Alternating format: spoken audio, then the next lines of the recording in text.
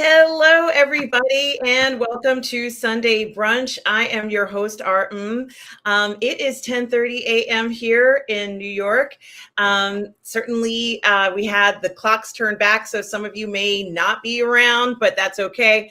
We have Russ with us as usual today. How are you, Russ? I'm good, thank you. How are you? I am doing great. I just did my 5K run. Today is Marathon Monday in New York, but I didn't do the marathon. I did a 5K. So I literally did the 5K. I had to run to the boardwalk, then do the 5K, come back here, clean up. And this is me sort of like just jumping out of the shower. And glowing, positively Definitely glowing. still like I'm not full. My hair is still wet, but that's okay because it is Sunday brunch. It's another great Sunday, and it is always great to be here on a Sunday with all of you who are here in the chat. I want to say good morning to Tom Jr. Jackson. We are all good people, Tom. And also Drew Gordon, who says all quiet on the Western Brunch. Obviously, he must have heard that I'm doing a video on All Quiet on the Western Front, the new Netflix one, and hopefully maybe we can talk about that. Russ, we have so much to talk about. Tom is also thank you, Tom, for mentioning this.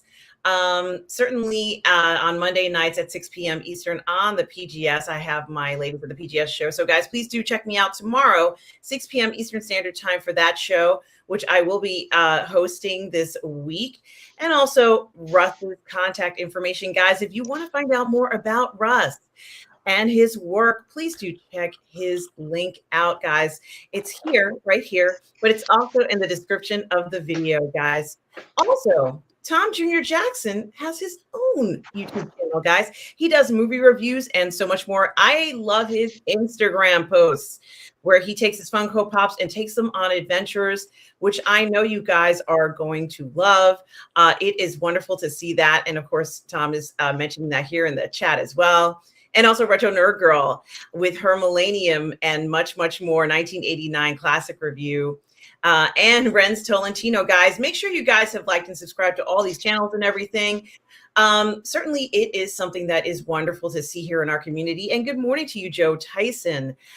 We hope you are well this morning, Joe. Good to have you here. Joker Voice is here, everybody.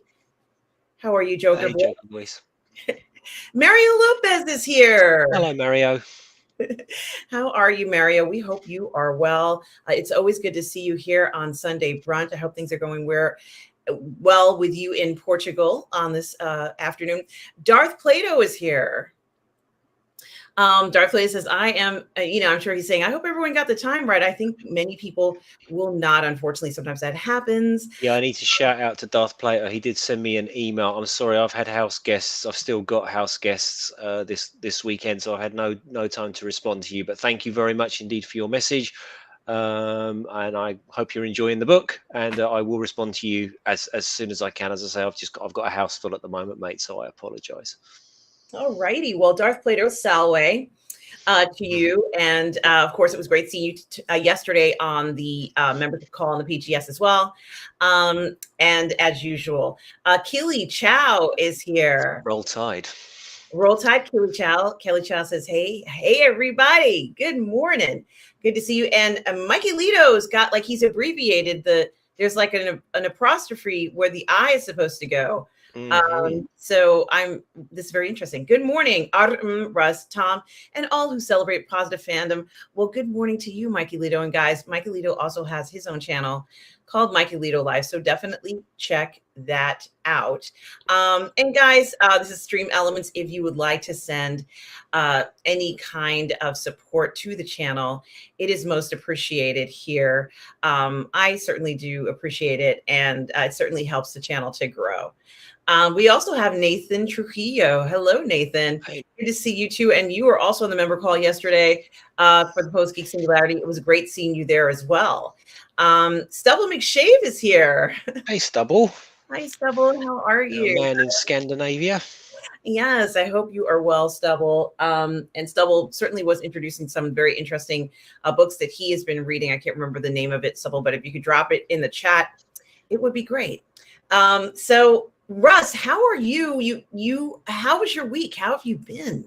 Oh, absolutely fine. As I say, I've got a bit of a house full at the moment. So as far as All Quiet on the Western Front goes, I haven't had a chance to watch it yet, which I'm a little bit cross about because I really wanted to see that. I did catch not Scott Adkins' latest one, but one he did last year called One Shot, which is kind of I say it's like 1917, but it's not Oscar worthy like 1917, obviously, because it's a action movie. But it's kind of done in a way where it looks like it's all done in one shot, hence the title of the film. Ah. And they've got one shot to accomplish their mission, and so on and so on. But I have to say, I was really surprised by this movie. It looks like a bog standard actioner, and then it just has some twists and turns in it that I really didn't see coming. And yeah, was really it's a siege movie. Um, but yeah, I really enjoyed it. Um, but yes, my week has been great. Thank you very much. How about yours? It's been pretty good and it went by very fast. And here in the US, we have the holidays coming up, just like you guys do. Thanksgiving here is going to be taking place in a few weeks. Literally, it's Hmm. going to be in a few weeks. And I'm not ready for it, Russ. I am not ready for Thanksgiving. I'm not ready for any type of Christmas celebrations, which is what my family celebrates. I am not ready for any of this, Russ. It's just, I don't know. I was kind of enjoying October and then it ended and now we're in November. Like we're getting into like wintertime almost. But Yeah, it's nearly next year, isn't it? We don't have Thanksgiving over here. It's not one that we do. We have imported Black Friday, however, but Thanksgiving isn't something we do. But yeah, Christmas is fast approaching. The weather has turned in England. Actually, it's been raining constantly for days and days and days and days and days now. So things are back to normal. I did catch a little bit of your late night stream. Um, with Rob and Lael, but literally only the beginning of that. So I must catch up on that. But yeah, as I say, I've been kind of busy with real life stuff. What else am I doing? Trying to put some pictures together for a South African company at the moment. So I'm working on that. And but before we go anywhere, fucking Andor, man, come on. Just when you think it's not going to get any better, it gets better. I loving this show so much. I thought the scene with Cyril and Deirdre outside the Imperial Bureau, and he's like obsessed with her, and he's stalking her now. It's just so cool. Like, and she's like completely thrown by this. Like, she's like really cool and sort of unflappable, and doesn't quite know how to handle the sort of hero worship that she's got off this guy. I hope they don't turn him into a goody and a rebel. I hope he becomes a hardcore Imperial loyalist. I really hope that's the arc he goes down. yeah, Yeah, so loving it. What do you think? yeah, I love it too. I think that we're seeing things in Andor that we've always wanted to see. Like we've always imagined what these worlds would be like. And oh, and Jamin D is with us as well. Good morning, Jamin D. So good to see you here on Sunday Brunch. Hey, We hope Gemini. you are well, and it is wonderful to see you here. Yeah, I just love Andor. I think that what's also interesting is that I always liked Diego Luna, but now I like him even more. Hmm. I can understand how he's been able to kind of like, manipulate things because he is very charismatic and he kind of like has this way about him that's incredibly charming. It's like he's one of those persons who, I could see going very far no matter what he does. And of course, he has these obstacles in front of him that are pretty much forcing him into these situations that he doesn't want to be in, but he seems to be able to handle everything. Like he's like a pro, and I really like somebody like that. I mean, of course this person doesn't exist in real life, but I just think he's amazing. And he is attractive, so that's something else that I really like about Andor in particular, is that he's cute. Like he looks really good. And for a woman or anybody who's attracted to men, I think he's really sexy. And I can see why he's so successful in a lot of the things that he does, especially with women. Now, we haven't necessarily seen him with another woman other than being with, Bix and one other lady, but supposedly he is very, able to do this, or is a lethargo. I know I've heard people say that. And Luminara 843 is Oh, there she is. with us. Hello. Hi, Luminara. Guys, check out Luminara. She's also a fellow collector, a fan. Certainly, she was at New York Comic Con this year, and I wasn't there the day she was there, but she is such a wonderful lady. I certainly do appreciate you stopping by, Luminara, and I hope you are doing well this morning. Guys, check out Luminara. I think she also does figure flexing, which is posing of those 1/6 scale collectibles as well. So certainly do check her out. But I have to say, Russ, that I think that I think when I don't even know if I'm saying this correctly, but let's just say it's kind of nice to see a sexy character in a Star Wars show, who kind of like finds him in these really messed up situations, which are unrealistic to our lives. But, honestly, I think Diego Luna really deserves a lot of credit for being this character. And, I just really am kind of enjoying him. And you mentioned Dedra Miro, and I know I've been saying her name wrong. I kept saying Deidre and all sorts of things, but I wish I could pull up her picture. This character, Russ, that you mentioned, certainly is what I would call an incredible character. She has this level of evil about her.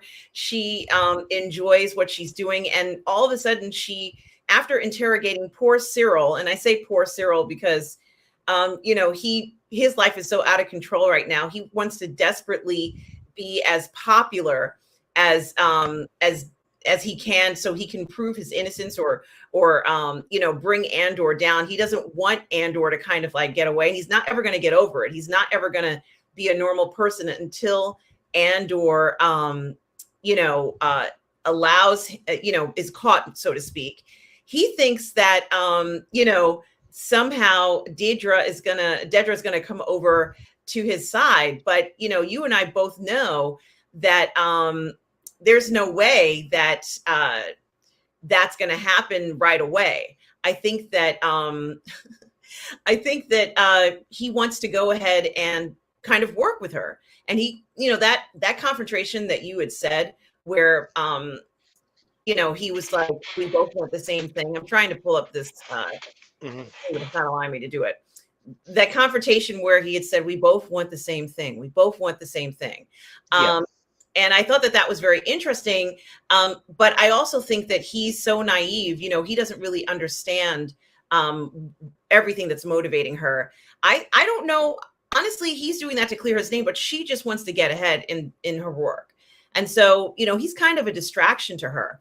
He's not going to be somebody at this point that she feels can do, what she needs. So I think it's very interesting that we're put into this situation here because, he feels that he's going to be the one for her. Obviously, they want the same thing. So he stalks her, right? And, I kind of joked around about this, that he's already been in her apartment. He's already been in her underwear drawer. This guy, like, he's done all those creepy things that you would expect to see from somebody who would do that. And, he's pretty much gotten away with it. In fact, she allowed him to come so close to her that I thought he was actually going to like put his mouth on her neck or something. Like it was really, really close. Like he was in her face, and she allowed that to happen. And I've heard other people say that if she really wanted to stop him, she could have done that. She could have said, hey, I'm throwing you in jail. You've gone too far. But she hasn't done that. Well, she doesn't know how to handle it. I think this is it's quite an interesting dynamic. Whether he's romantically interested in her or not, I don't know. Perhaps he is. It certainly seems like he is, but she just seems unable. She's so career orientated, and I would take issue with her being evil. I just think that she's very, very career orientated, and she's doing the right thing for the Empire. These people are terrorist rebels as far as she's concerned, and I think given the comments of the people that they made at that sort of beginning, yeah, I can see sort of real world parallels with what's going on with in the behavior of the Empire and how they're doing things. But lest we forget, all of this bad Imperial behavior has been provoked by Luthen. He wants them to crack down. He wants them to be doing this thing so he can rail against the machine. And as I've said all along, I don't know what Luthen's motivation is. Why does he hate the Empire so much? What have the what has the Empire ever done to him that's so bad? So hopefully the show is smart enough to give him some sort of motivation. We can see Mon Mothma's motivation. I mean, she is not, you fuck the Empire because because Empire. She's like, no, you are overreaching your boundaries. People are, money's not going to the right place. We're spending too much money here. It's very smart. It's like pretty drab political stuff, but you can see where her resistance is coming from. Luthen's, I'm not so sure. Hey Talia, how are you? Hi, Talia. Um, but yeah, Dedra is by far now my favorite character in the show. I think she's wonderfully performed. I think she does get a little bit of a kick out of what she does out of the power, and I really enjoyed the scene where Bix was about to get tortured, and the doctor was being, like completely reasonable. He's like, no, the restraints are actually so you don't hurt yourself. We're not going to do anything to you. Don't worry about it. You're just going to listen. And there was no. It's quite realistic, isn't it? There was no sort of defiance spitting in the face. He's obviously bricking it before, and the torture completely breaks her, and she gives them all the information that they require. I thought that was fantastic. Andor has, as I said before on this channel, um, it has the ring of a very BBC could never afford to do this, but it has the ring of a BBC drama about it. That if you think about the action set pieces there have been in this show, I think I can remember the one where Luthen and Andor escape, and the raid on the on the Imperial bank, the Imperial repository where they keep all the money. That's kind of it. It's mainly people sitting around talking and people sitting around plotting. And yeah, I'm there for it. I am there for these performances. I am there for these characters. Um, and I love that they have not gone down this road of Empire bad, Rebels good. No, everyone is not, or nobody is particularly great in this show. They're all horrible, and I kind of like that. And they're all just out to do their thing. It's a 10 out of 10 for me. It's the best Star Wars since Empire. Um, but interestingly, nobody's watching it. I think Disney has tarnished Star Wars now to such an extent. Like, here's the thing. I remember talking to you about this before Andor came out, and I was like, I don't really give a shit. Who cares about this character? We know he's going to die. What's the bloody point of this? It's going to be crap. All of that stuff. And Mikey be in the background going, watch and then form opinion. But I only watched that show because I do this show. Otherwise, I just would not have bothered. I'm not interested in Star Wars at all. And my goodness, um, I'm so glad I did. Like that and House of Dragon, uh, the two best shows of the year for me by far. Yeah, it's so cool, so cool. But no one's watching it, so I haven't really had a chance to read the chats going past because I've been rabbiting on. But I've seen some people say they don't think it will get renewed for season 2, and that would be terrible.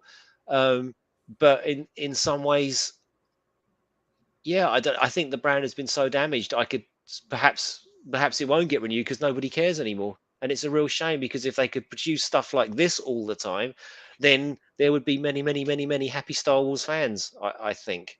Imagine if Kenobi had been this good with this level of thought put into it and that depth of character in Kenobi. Can you imagine? We'd all be salivating right about now, and yet we've got this brilliant show about a bunch of characters that ultimately we know their fates, but I'm loving it. Yes, you make a good point. I would love to see. I would love to see someone dub over the lines with sort of like more Shakespearean style language.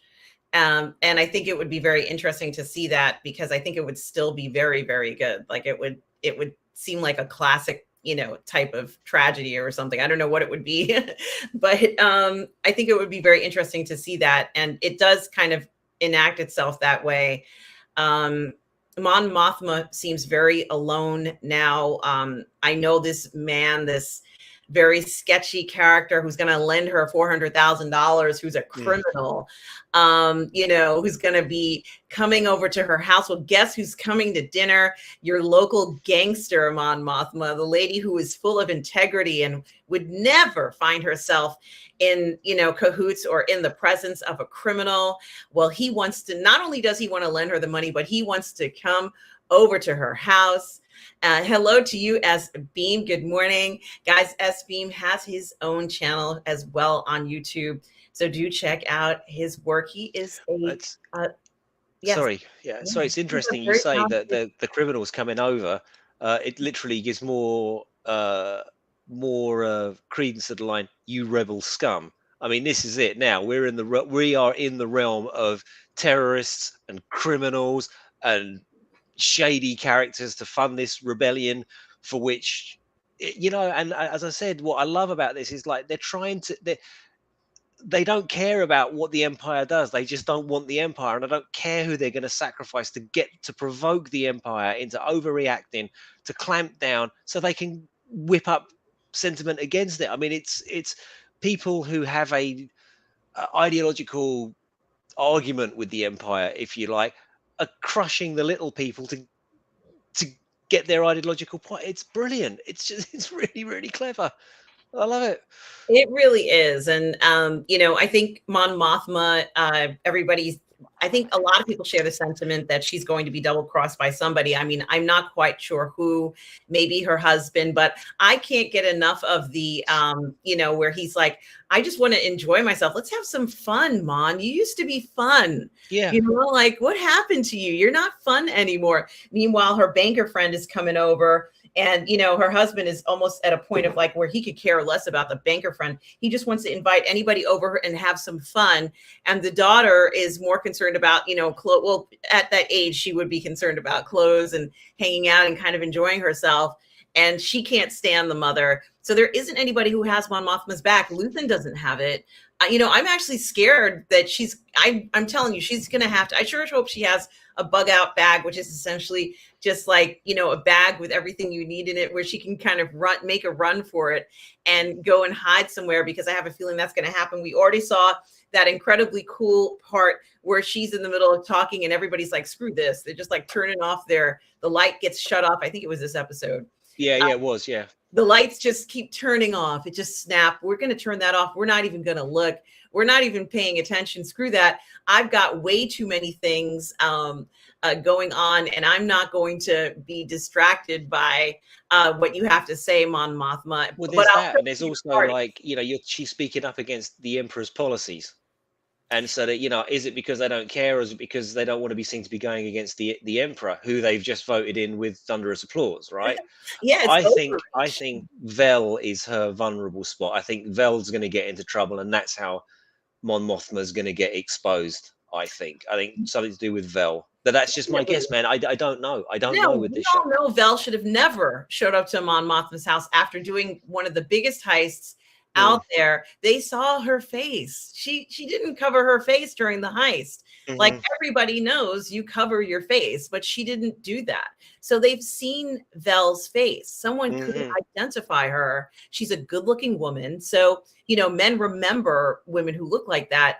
I think that she is going to get caught and something bad's going to happen. It's going to tie her to Mon Mothma. I mean, think about it. You do this crazy heist and then you go over to a senator's house the next week or a month or whatever it is. Come on, guys. We know this is a bad move. It's as bad as Andor going back to see his mother and everybody there. Like, what are you doing, guys? You shouldn't ever even be doing that.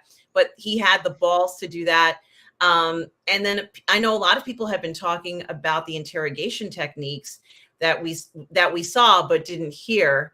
You know, as the doctor said, there was nothing physical about that interrogation.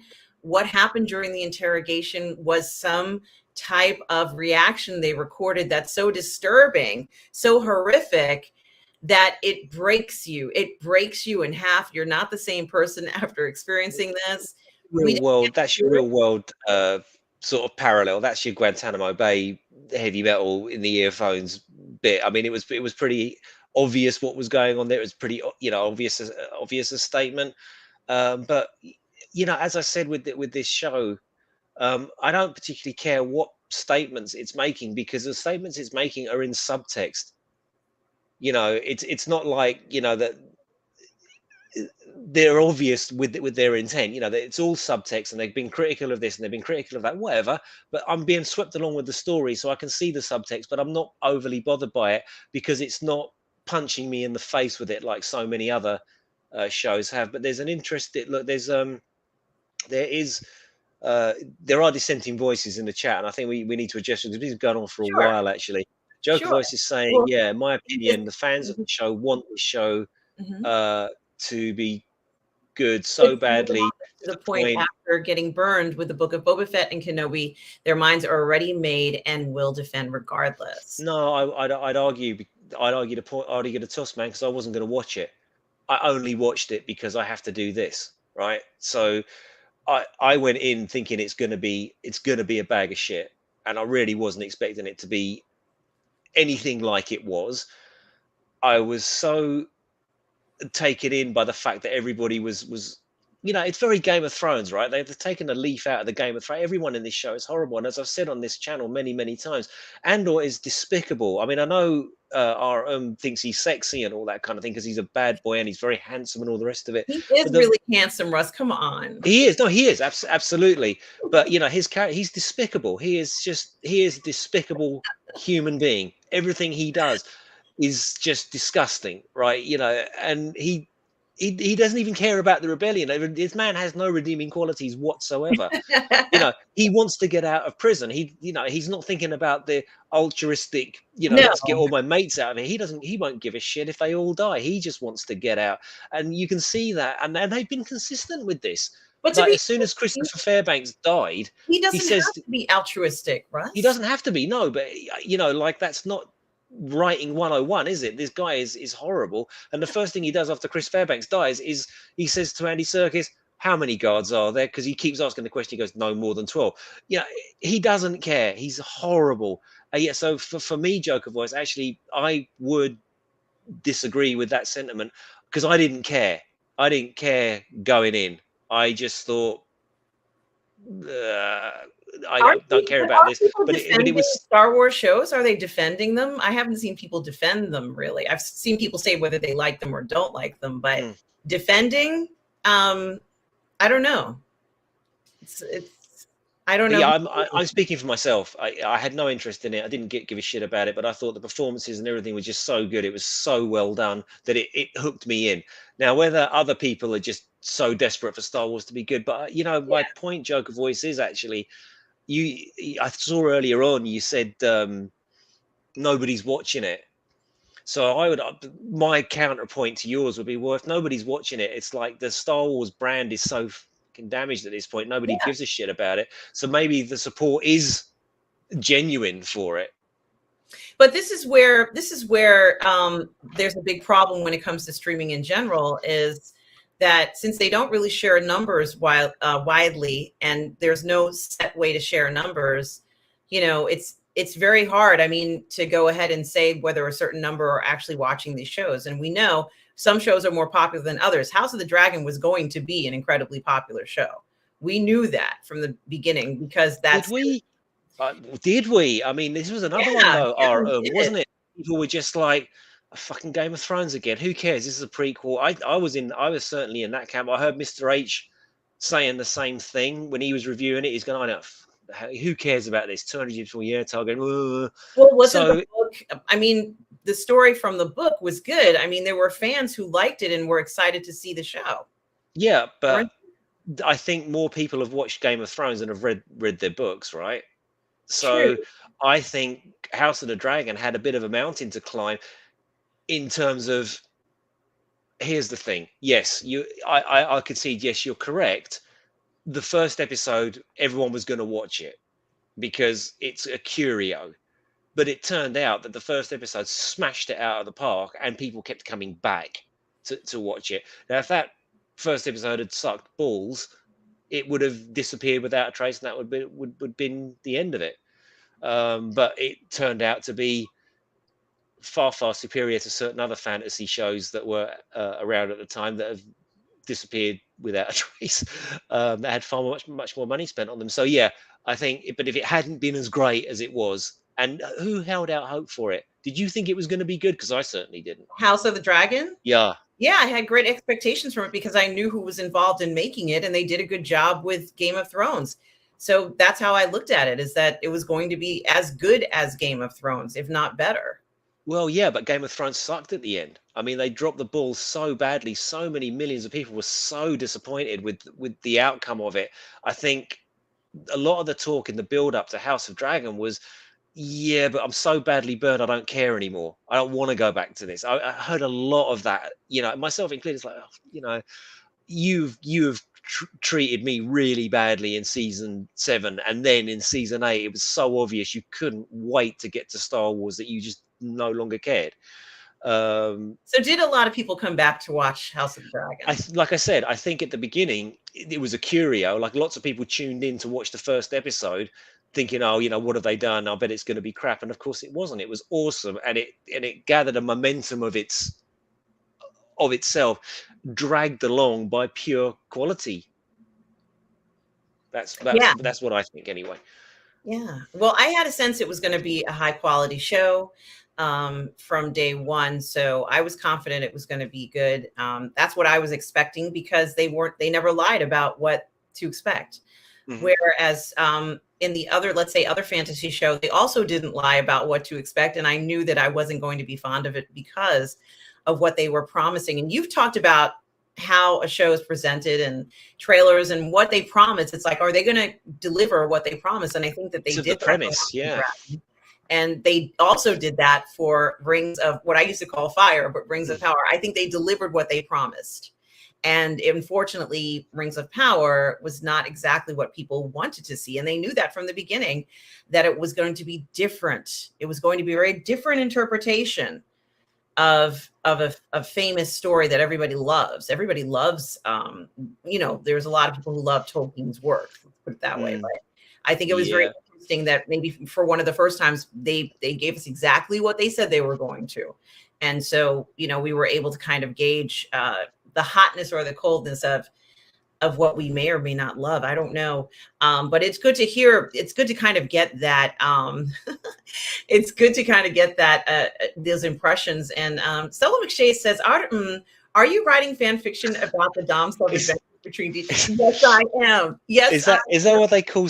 No, this is a genuine question, because I've heard this about Star Trek, and I've been meaning to ask, when did this go? I think Rob was talking about it the other day on one of his late night shows.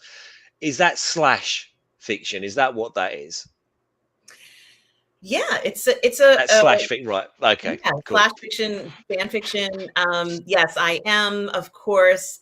It is things where they conspire with one another, and where obviously she's a dominatrix, right? So there's a lot of that in there. Cyril has been looking for someone he can latch onto. Definitely a different way of looking at things. But my biggest fear for Cyril is that she's going to turn on him when she has to, when things go wrong. It's easy to use him as a scapegoat because he's done wrong before. And a person like Dedra doesn't want to be associated with anybody who has a tarnished record. She doesn't. I'm in love with Dedra. I think she is just the top character in this show. I think she's brilliant. I just love her. I just think she's so well done, and she's all right. I'll concede. She's teetering on the edge of evil. She does enjoy this a little bit too much. You could see that she was getting a power trip, but it's power for her, right? She's badass, man. I really like her. She's my favorite character in the show, without a shadow of a doubt. She is wonderful. I think that actress is doing a great job. I realize why I can't pull up anything, because I logged in. Not that you guys need to know all this, but I logged in using Firefox versus Chrome. Oh, so your passwords are all out of whack, yeah. StreamYard doesn't like Firefox. It prefers Chrome. In fact, they say make sure you log in using Chrome, and I accidentally logged in using Firefox. But I'm not surprised I did this by accident, because I ran through like 3 or 4 miles right before this show, and then jumped in the shower and then ran over here. So I kind of rushed things a bit. But you're right, Russ. Dedra is one of the best characters. But Russ, can we not also say that Circus has become maybe the most important character in this episode? He in this segment, yeah, absolutely. He's turned, hasn't he? Because this was always going to happen, though, wasn't it? They realize now that this is a death camp essentially, and it got out that the people on level 2 were moved up to level 4 or wherever. They were basically let out, and then no, they've all been cycled back into the system. No Isn't one's that getting out. Bloodsport Hey, one? Bloodsport, no one's getting out of here alive. And that was the genius bit of the last comment of the show, right? He asked him 3 or 4 times, all right, how many guards are there? Get on with your fucking work. Get on with your work. Keep your head down. Blah blah blah. Then the doctor, he's He's he's also a famous another British actor. character. He's another British character actor. He's been in a He's billion a things. famous That guy. I think it's Alistair Petrie. I think it was, but someone name checked me. I think it was Alistair Petrie. I didn't check at the end of the show, but he's a brilliant character actor as well. And you had those guys sort of thesping away, and then Circus realizes we're not getting out of it, and then it's just you know how many guards are there on each level? They're never more than 12. Bang, You're turn. even doing it. You're like, but something, the fact, and thank you, Joker Voice. Joker Voice says, hey, positive fandom. I know legions of fans who, like Russ said, are so desperate just for any content that they defend. And also, he says that House of the Dragon was not anticipated or even wanted when it was announced. There was more buzz over Rings of Power. Okay, well, thank you, Joker Voice. Yeah, that's kind of the impression I got from the YouTubers that I would follow, and my own straw poll of one, which it's the Well, only straw poll I got, right? and Joker Um, Voice goes on to say, I thought House of the Dragon was going to be hot garbage. I will gladly say I was wrong. And Mary Sullivan says, I thought House of the Dragon would be great. So it's very interesting. I'm not going to say I know how every fan felt, but I know how Mary and I felt. But I don't know Mary, so hello Mary. I've not met you before. Never had the oh, look, pleasure. and Mario Lovely to also meet says you. that he thought it was going to be.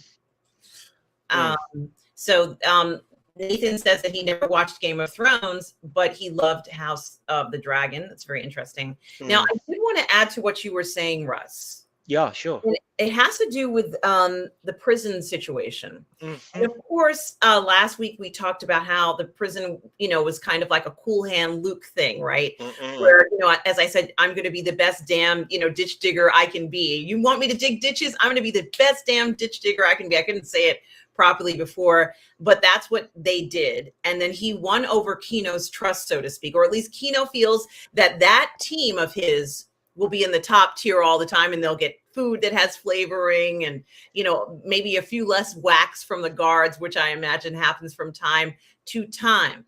And also we get to see this tragic death, this poor man dying literally in a hallway from a stroke is incredibly tragic. And it just shows you how poorly the Empire, in other words, we're seeing things that we haven't seen necessarily. This is how the Empire values the last minutes of a poor man's life who doesn't belong in that prison, I imagine, that they would let him die. Literally, it's not the street, but literally on the floor in a prison. His life is worthless. They need to replace him, and that's all they care about.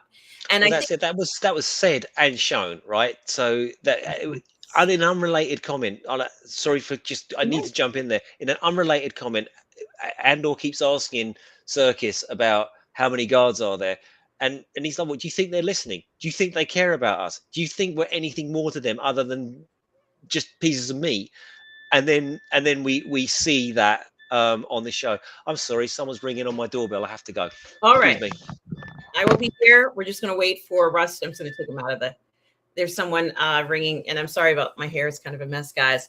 But yes, I did just want to put on some of your comments, guys. Darth Plato says, I get the sense that some fans have the concept for anything Star Wars because of the sequels. A perception has crystallized that KK is responsible, and some people viscerally attack any production, and that's a good point. Stubble says, I was interested in the premise of Andor, but I was hesitant due to how bad Boba Fett and Obi-Wan were, and a lot of people felt that way. That is a valid point. Oh, the Outcast Creatives here. Hello. I don't know whether it's Lance, but if it is Lance, hello from the Outcast Creative. He says, oi, oi. Afternoon, Hey. guys. We have someone from House of the Dragon coming on soon for an interview, guys. So, guys, check out the Outcast Creative channel. They've already interviewed someone from Andor, from what I understand previously. Russ, you just missed our show last night. Was the last night? I apologize. I've been remiss.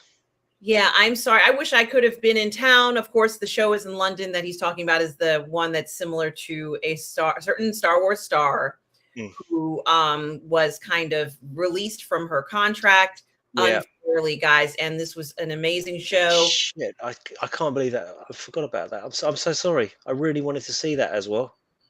Well, guys, definitely check out the Outcast Creative channel, an industry channel of people who are writers, directors, producers, and actors in the industry. And honestly, they have already interviewed someone from Andor previously, and now they're saying they're having someone on from House of the Dragon as well. If you want to know some of the cast members and what's going on, certainly do check out the Outcast Creative. So good to have you here this morning, everybody. We're really happy that you are here. Thank you, Joker Voice, for posting this. Joker Voice is actually in the BDSM world. The type A personality, Dedra Miro, is a sub 99% of the time. The beta, Cyril, would be the dom. Okay, fair. How do you know? How do you know all this? How do you know all this, Joker Voice? You seem remarkably informed, dare I ask. Honestly, I could just, as soon as I actually loved how Cyril grabbed, or he grabbed hold of her. Yeah. And then he grabbed her arm. And it was just like, yeah, like it was just, my eyes were just like, yes, because, it has to do with, it's not so much the dominatrix and the subordinate Russ. It's about normal interactions between human beings that we don't always see in these shows. This is a normal interaction. He didn't hurt her. He grabbed her arm, but he did not hurt this woman. But people do interact like this every day, and it's normal, and it's not meant to be bad. It's not a bad thing. I think that it's good to kind of see these interactions in shows so we can get back to somewhat of a more normal type of interaction we see, especially between men and women, or especially between two people who may or may not be intimate, if you know what I mean. What do you think, Russ? Do you think that kind of intimate contact, that intimate repartee, if you will, between the two of them, is we need to see more of, because it's the realistic thing that happens in everyday life? What do you think? Crossed the line, and he knew he was crossing a line, right? You think about it. He doesn't know her. She's essentially like a policewoman, right? Who's just pulled you in and interviewed you, and you've been somehow, and he crossed the line by grabbing her. It was really, really well done, and he knew he was crossing a line. One, she did not react to that well, and she also didn't know how to react to it. So is she attracted to him in some way? I don't know. I don't know. Or is she just thinking, who the fuck do you think you are, you creepy? Have you been through my underwear drawer, as you would surmise? I don't. But that him crossing that line shows you how desperate he is to set things right as far as he's concerned. People have been killed. This man is responsible, and I am powerless to do anything about it. But I believe in what I'm doing, and I want to be able to help. Let me help you. I don't think he has any motivation other than wanting to do the right thing as far as he's concerned. Yes, of course, he wants a better job and to be respected, and as we all do, I imagine. But yeah, I can't say enough good things about this show. I'm amazed it got made, actually, in a climate of Obi-Wan's and Boba Fett's and statements from Disney about what their content is about. This is like a real sleeper stealth hit. But as I think it was Joker pointed out, nobody's fucking watching it. We have some evidence from Nielsen net ratings, I think, and it's just not landing. The damage has been done. Well, hello, Byfor the Hobbit says hello. Hello, Byfor. It's so nice to see you here. The Outcast Creative says that they loved the last episode of Andor. Literally just finished watching it. Bloodsport one's asking me if I'm going to get the life-size Groot. I'm not going to get it. I think he looks more like a toy than a figure. And I don't necessarily like, I feel like you could go and buy something like that off the shelf. for $20 or $30. It doesn't look like a collectible figure to me.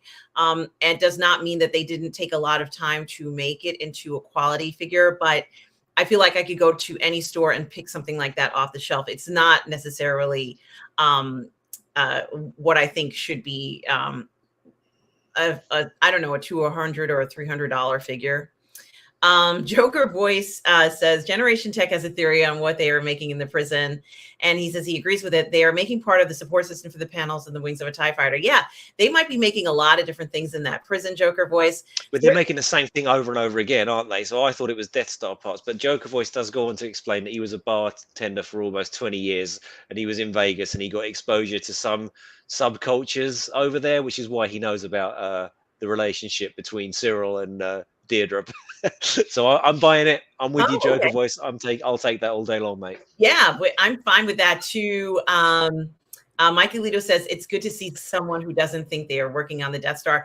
Well, honestly, we don't know what they're working on, but what I can say is I thought it would be quite ironic if they were working on the Death Star, considering his future, which we all know. I never thought, Stubble says, I never thought Disney Star Wars would do the Olaf thing with the stroke. It was depicted in a very realistic way. It certainly was very jarring to see this he's a poor old man, Russ. He's a poor old man to you, but for myself, and I imagine the Outcast creative, he will forever be Moxie out of Our Feed a Sane Pet. I know he was in Batman as, who are you? I'm Batman. But for us, he'll forever be Moxie, the Scouse arsonist from Our Feed a Sane Pet.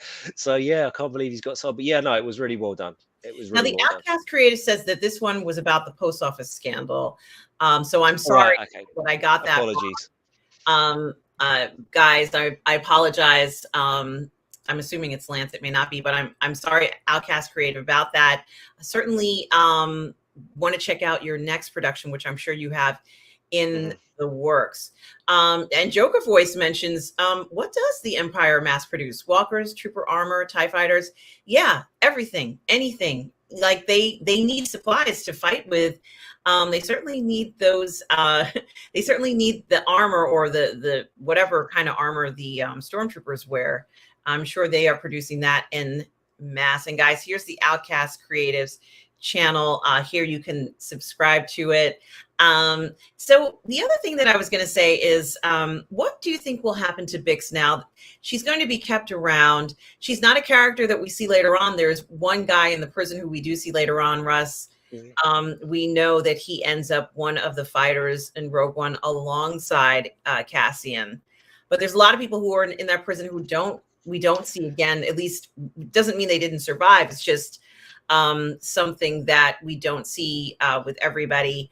Who on earth is going to pick them up from the prison, Russ? Who's going to do this? Well, I think they'll just escape in one of the transports. And I don't know what's going to happen to Bix. I think the obvious choice is that, Andor escapes, finds out that Bix is in trouble, and goes back to the planet and stages a daring rescue and gets her out, right? That would be the sort of obvious thing. I just don't think that this show is the obvious show. They're almost sort of like using Bix and his stepmom as bait. Maybe he does go back, and maybe they capture him. Right? Maybe Dedra captures him. That would be brilliant. That'd be so great. That would be a great way to end the show on, wouldn't it? Like, you think he's got away, but no, the Empire gets hold of him, and maybe that's his turn against the Empire. Because again, yeah, he's been put into prison. Yeah, they've increased his sentence, but there's nothing. It's not personal now, is it? I mean, there's nothing that's happened to him. He doesn't care about Moxie out of Our Feed a Sane Pet. It's just a guy that he's worked with for a couple of months. Oh man, I don't know. And that's the great thing about this show is I don't know. I hope it doesn't. I hope it doesn't go down the cliche path, but I don't think it will. But who knows? Who knows? Well, I'm sorry. There's a few more. Russ says that was the comment. Yeah. From Joker Voice, and Darth Plato says, I think he actually says, I don't think she's into him, because some people are dead to that kind of passion. Michael Lito says Dedra is not used to getting that kind of attention. I'm almost sure she likes it. Isn't that great? This is that show, like, encapsulated in 2 comments. Nobody knows. No, is she into it? Is she not into it? Well, Mikey Lee, I think, yeah. Darth Plato thinks no. So That's how you that's get it. a great That's writing. it in a nutshell, right there, guys. And hello, Jerry Munoza. I hope you are well. Welcome to Sunday Brunch. Good to see you here as Hey, always. Jerry. Thank you for joining. And Nathan Trujillo says, Russ, you keep saying that you were amazed that Andor got made, but Lucasfilm clearly had a plan for the season. Considering the amount of episodes it has, we need to remember that. I'm amazed because it's just so not what it's just They it's haven't just been consistent. it's just so just not what Disney have been serving us for since the Last Jedi. It's not. It's just not that. It's like a slice of Rogue One. It's a little slice of heaven that we've got there. And yeah, maybe there are lots of people defending it because it's good. But I think actually, Joker, I've been thinking about what you said a lot. That's the Mandalorian for me. People are loving the Mandalorian, defending the Mandalorian as the best thing since sliced bread because it's halfway decent Star Wars. This I don't. I think this. For me, I think this is just brilliant. Am I biased? No, because I'm not. Not a huge Star Wars person, but this is brilliant for me. And I think where, as I say, with the Mandalorian, people are saying, "Yeah, it's so fantastic." And whereas I think even RM, you would agree here um, that Mandalorian is good, okay, but not top tier. I would say. I have said this many times before, I guess, on the show and on other shows that The Mandalorian is not the best show ever made. It Mm, isn't. It's an okay show. I would say it's probably a 5 out of 10 when it comes to a show. It's entertaining the same way that Black Adam is entertaining in a way. mm, mm, mm, mm. But it certainly isn't as complex as it could have been, nor was it ever intended to be that way. It was meant to be entertaining. I think it's pure fun. I think that you can watch it and kind of enjoy yourself, and that's what it really is. And I think it turned into something so much more. They didn't know it was going to turn out to be as popular as it has been, and it just seemed to click with people, all different kinds of people. Remember, the Mandalorian has, I guess, because of Grogu, had more mass appeal, and that's something that Hollywood needs right now. They need to put out a bazillion pictures and TV shows that have a greater mass appeal to people, so they don't have this issue of being too, focused on one thing. Um, Boom. Let me just say, oh, sorry, you do this one by Outcast Creative, and then I need to jump in with something there. Yeah, I just wanted to read it. He says that the actor who plays Melky is Duncan Powell, also turns up in Rogue One as the same character. And he was the lead in Journey, Lance's last film. Okay, love the links to our, yes, thank you so much, the Outcast Creative. Good to know this, guys. So check out Lance's last film, The Journey, everybody, Mm, because you will see Melky in it. In the Outcasts Creatives, Lance, who is one of the directors and movie producers there, the star in the show is actually in his film. So certainly, guys, do check that out. Now, Russ, what were you going to say? you were talking about content, and I'll tell you who has thrown a hand grenade into the pond of Hollywood recently is dare I say my man David Zaslav, who just did the quarterly results call for Warner Brothers and has really said some shit, man, that I like nobody expected. Nobody expected this. So if you're not, I don't know if anyone's heard about this quarterly results call that Warner Brothers have done, but there was lots of stuff spoken about. But the one thing that stuck out to me was the Netflix streaming model. And Zaslav seems to have has turned around and said, no, this is a nonsense. It's not about throwing content, more and more and more content onto HBO Max and hoping that that's going to get us subscribers. It's almost like he doesn't care about how many subscribers they've got. He seems to think that it's going to be a repository for content, and if people want to subscribe, that's great. He's already floating the idea of a non-paid service, but with adverts.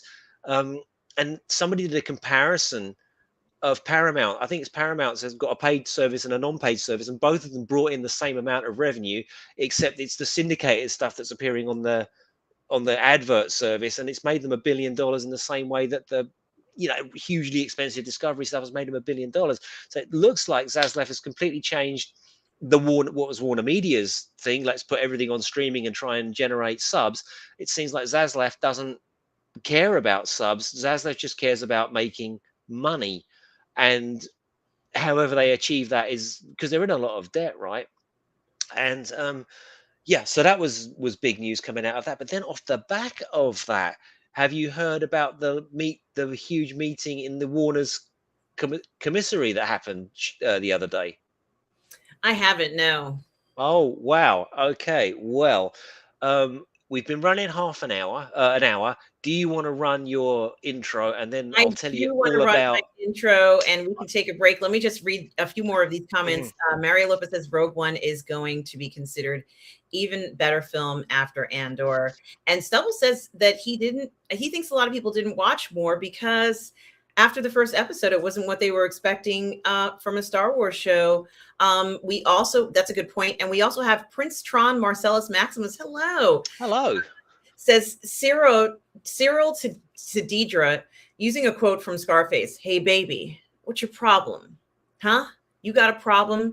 You got to look in your eye like you haven't been effed in a year. So Maybe. I know that I did that horribly, but I just wanted to say that. And I just want to make sure anybody who just came in, we said hello to. Gary Bando Sandwich is here. Hello, Gary. I'm not gonna lie, I might be behind the screen. Star Wars dating Dedra coming soon. You guys know how to put a smile on my face. And Joey Johnson is here. The mighty axe of Zazzy. Hello, Joey. Yeah, Zazzy's wielding the axe, that's for sure, man. And the last person we're going to say hi to right now is Vicman de Santiago, who says Andor is a good show, different from all Star Wars. The problem is that at the end, all that drama and character, deep narrative will be solved by a bunch of teddy bears that save the galaxy. Well, you may be right. And Russ, I'm going to go to our promo right now. Let me see if I can pull it up. And then we're going to start talking about those changes. Here we go.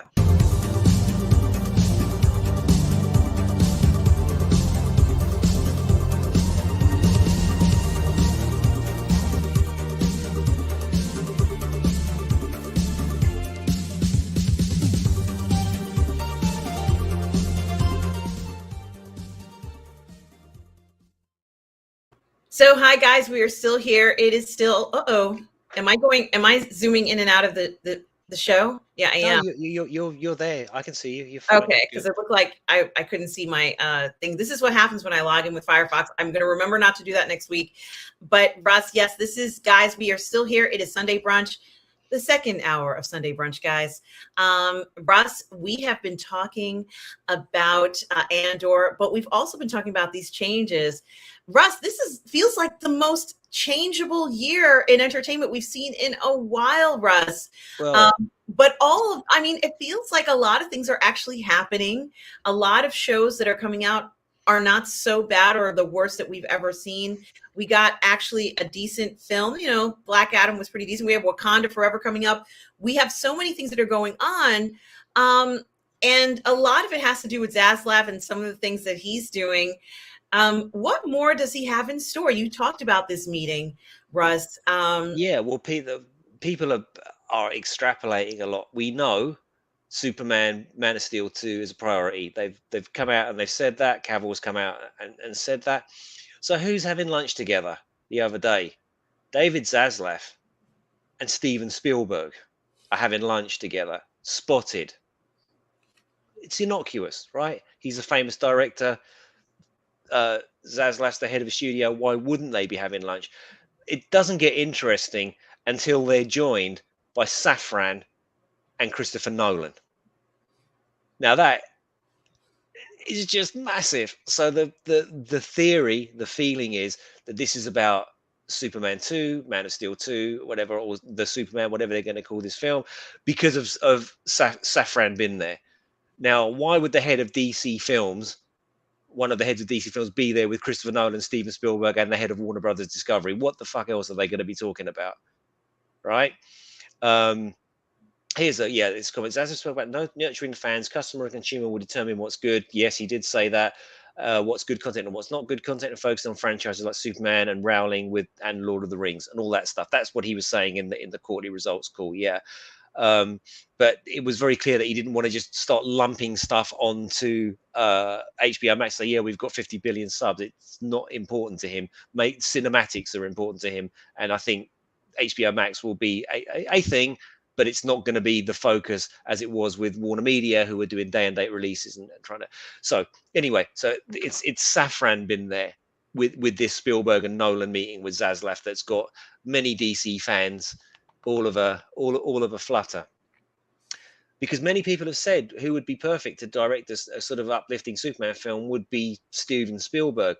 I'm kind of on the opposite camp. I'm wondering if Spielberg would produce and they might give it over to Nolan to direct if he wanted to do it, because lest we forget, Nolan was the first guy that was offered Man of Steel to direct, and he turned it down in favor of Zach to direct that movie, and probably a good choice because Zach did a brilliant job, as you know, I believe. So Joker voice, if I'm going to leap to defend anybody in the face of all odds and desperately want things to be good, it's going to be the Snyderverse, right? Maybe not Star Wars. Hi, Jacob Ironside, who can't stay because he's going to church. Hello. And Stavros, who is in Florida right now. Hey, man. Hi, Stavros. Go ahead, Russ. I'm sorry. I just wanted to say hello to them. No, not at all. So, so this is like exciting. I don't know which way round it would be, or even if any of it will happen, but I'm trying to envisage a Steven Spielberg Superman movie. This is the guy that did E.T. This is the guy that did Raiders of the Lost Ark. He knows how to do these sort of like bright, vaguely campy adventures.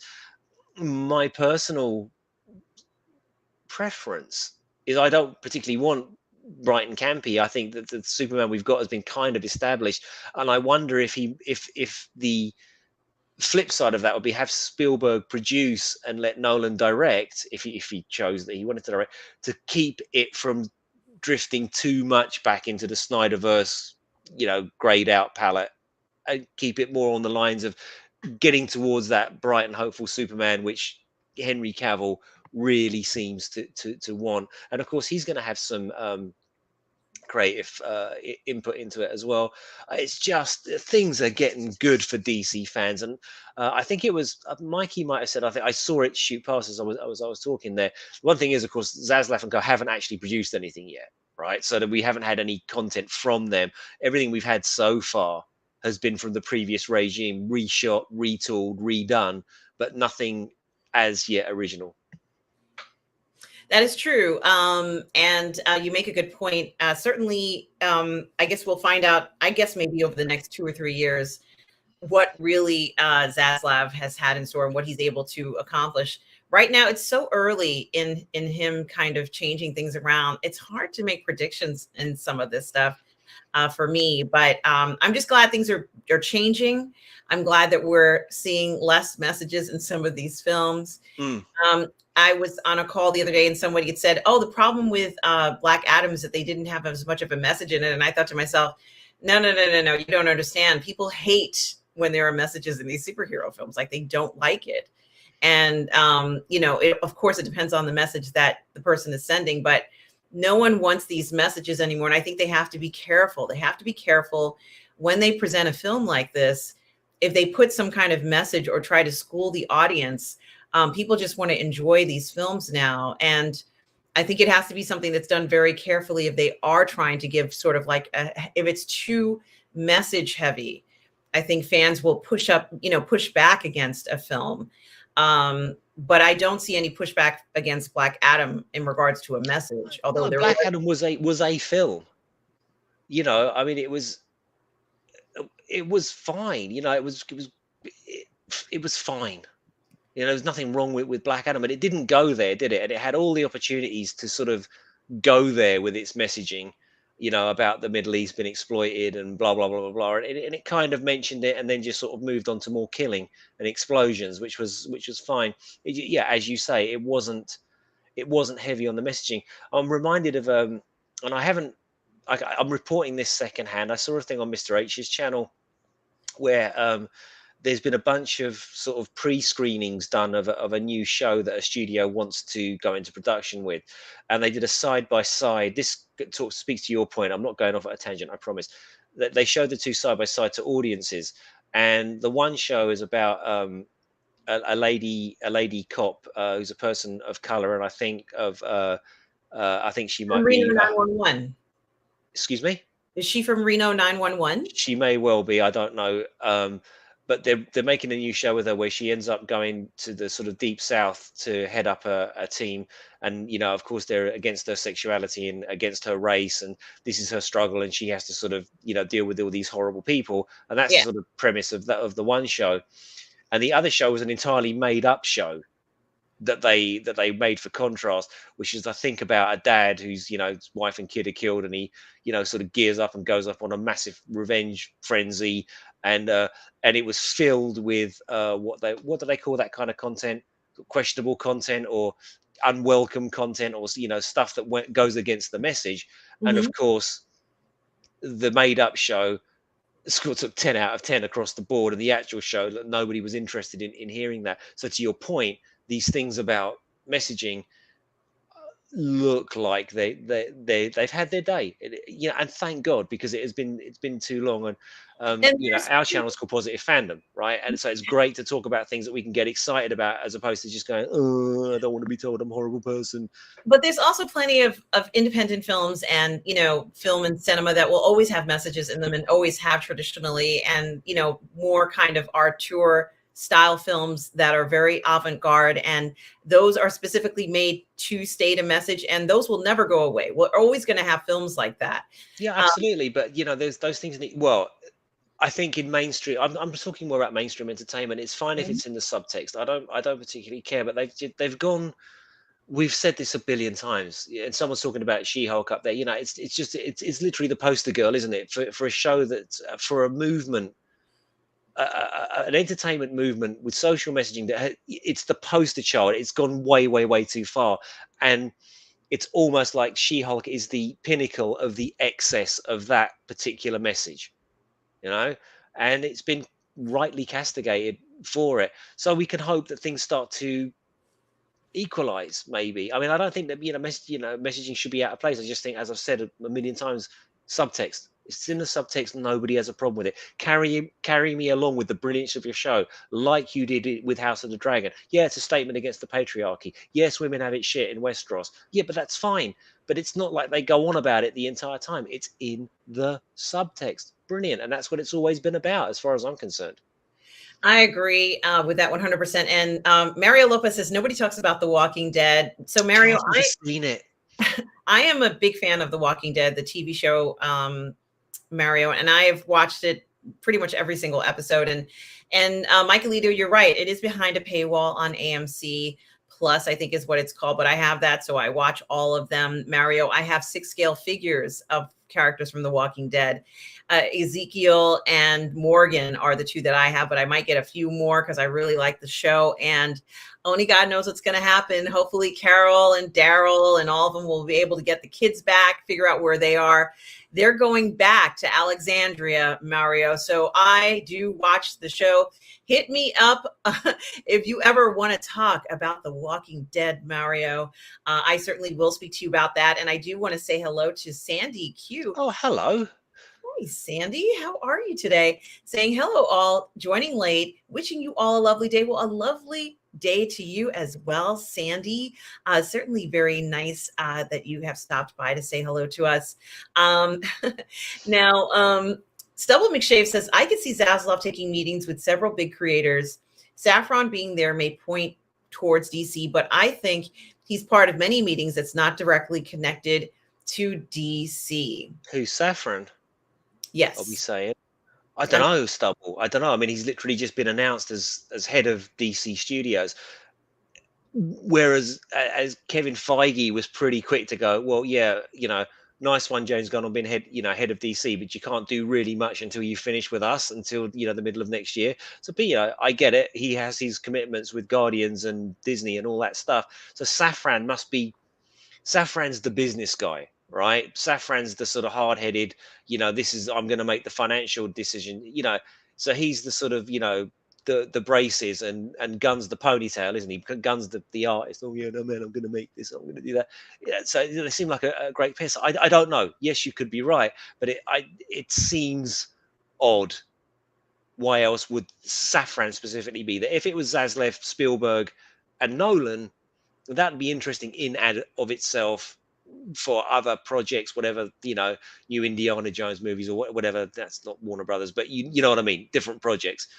But Safran being there says, no, this is a DC thing, and it looks like Spielberg and Nolan have been talked up. And remember, right at the beginning of Zaslav's tenure, he spoke about building bridges with creators that have been burned. Yes. And Nolan was definitely one of the more vocal, F you, Warner Brothers, for this day and date crap. This is not how things were. And it looks like Nolan being there means that fence has been well on its way to being mended, because it was public. And this shit doesn't happen by accident. They know they're going to be seen together. They know that the internet's going to burn down talking about this stuff. So yeah, interesting. It is interesting. And Jamin D talks about how people used to be interested in whether a film was good or not, and now they're interested in stocks and business ratings and studio stock markets. And I think really I know a lot of friends who decided to invest in Disney, just from their retirement and other investments. So that's their main interest when they talk about that. For at least friends that I know are stockholders in Disney. So they're very interested into whether or not the value of the stock is up for them. And it's really important. So I can understand the interest there. And I think Gemma makes a good point, right? Over and above the investments, right? Black Adam, yeah, it was a film.